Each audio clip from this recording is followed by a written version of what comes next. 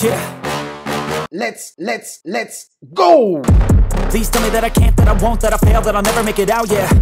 Please tell me all the bad, never good, fill my head full of every single doubt, yeah. Please say any negative thoughts, I pop off when I hear people say I cannot. I get off to the thought of proving everyone wrong, I won't stop to the top, so you better back off and get lost. I'ma stay loud, stay proud, never running out, never heading south. I'll be spreading out, call it word of mouth, can't put me down, I'll be getting loud. You can have your doubts, not what I'm about, have your cloud, it be raining now. I keep making sound, go another round, I'm legend bound, can't stop me now.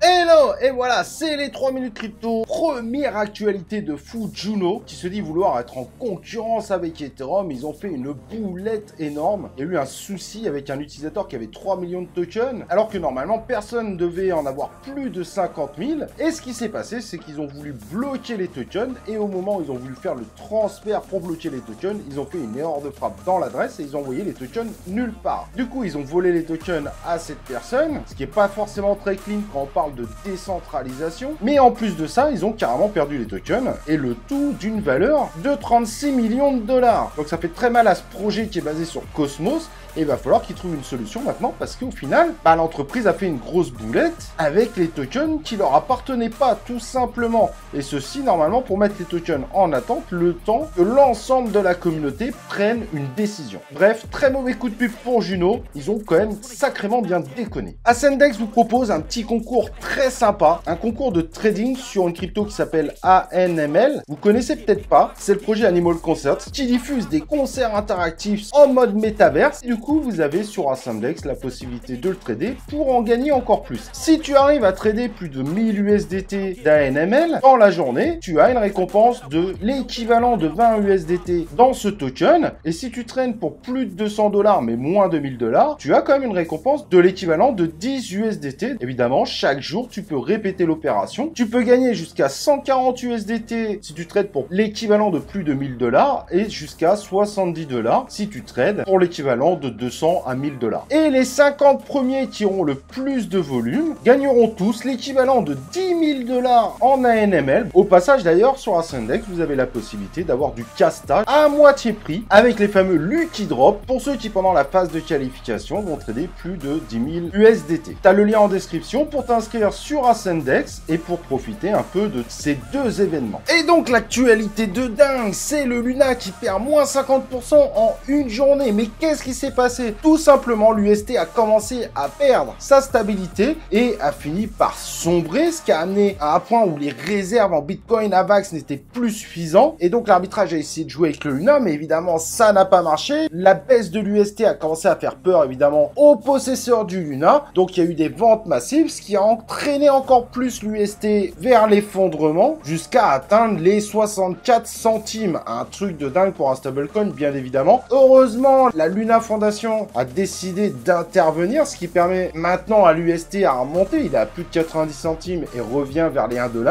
Mais du coup, le Luna, il est toujours à moins 50%.